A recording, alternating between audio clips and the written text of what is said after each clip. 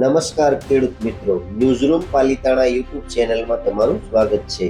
શું તમે ગુજરાતના ખેડૂતો છો? તો થઈ જાવ તૈયાર। ખેડૂતો માટે 10 નવી યોજનાનું લિસ્ટ થયું છે જાહેર।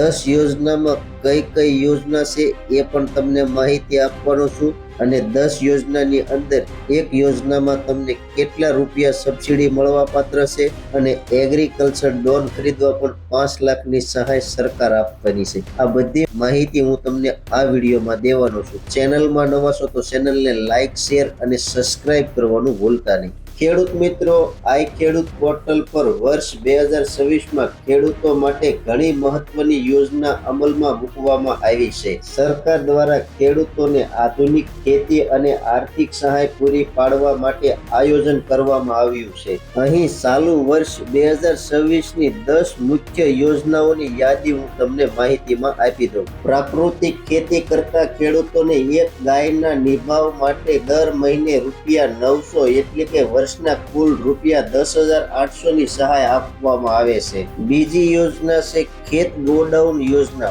પાક સંગ્રહ માટે ગોડાઉન બનાવવા માટે ખેડૂતોને કુલ ખર્ચના 50% અથવા મહત્તમ ₹1 લાખ સુધીની સહાય મળે છે। ત્રીજી યોજના સોલાર ઝટકા મશીન સહાય। ખેતરમાં પાકના રક્ષણ માટે ઝટકા મશીન બેસાડવા પર કુલ ખર્ચના 50% અથવા મહત્તમ ₹15,000ની સબસિડી મળે છે। ચોથી યોજના કાંટાળી તારની વાડ।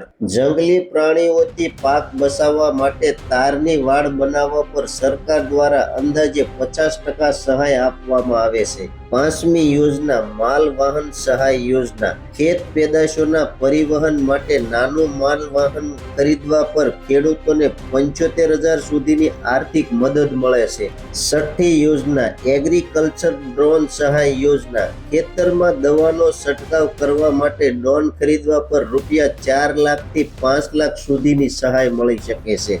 સાતમી યોજના પશુ સાપરું તબેલા સહાય યોજના। પશુપાલકોને પશુઓ માટે પાકું સાપરું કે તબેલાના નિર્માણ માટે આર્થિક સહાય પૂરી પાડવામાં આવે છે।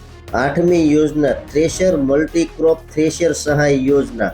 અનાજ કાઢવાના સાધનો ખરીદવા પર ખેડૂતોની કેટેગરી અને સાધનની ક્ષમતા મુજબ સબસિડી આપવામાં આવે છે। નવમી યોજના ટ્રેક્ટર સહાય યોજના। ખેડૂતોને ટ્રેક્ટર ખરીદવા પર ₹1 લાખની સબસિડી મળવા પાત્ર છે।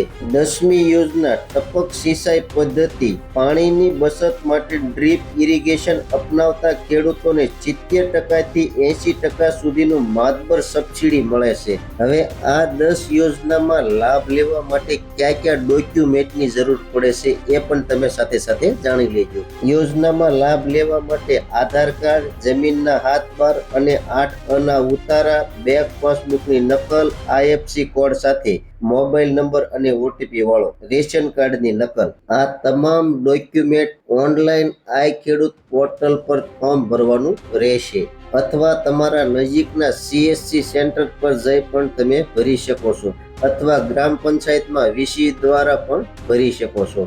મોટા ભાગની યોજનાઓના ફોર્મ ભરવાની પ્રક્રિયા મે થી ઓગસ્ટ દરમિયાન શરૂ થતી હોય છે। સત્તાવાર માહિતી અને ઓનલાઈન અરજી માટે હંમેશા આઈ ખેડૂત પોર્ટલ ચેક કરતા રહેવું। ખેડૂત મિત્રો, આ હતી 10 યોજનાનું લિસ્ટ સરકારે જાહેર કર્યું હતું। માહિતી તમને સંપૂર્ણ રીતે સમજાઈ જ ગઈ છે। સાદી ભાષામાં મેં તમને માહિતી સમજાવી છે। તો માહિતી કેવી લાગી કોમેન્ટ બોક્સમાં કોમેન્ટ કરજો। ચેનલમાં નવા છો તો સબસ્ક્રાઇબ, લાઈક અને શેર કરવાનું ભૂલતા નહીં। હવે મળશું એક નવી માહિતી સાથે। ત્યાં સુધી બધાને જય જવાન, જય કિસાન, ભારત માતા કી જય।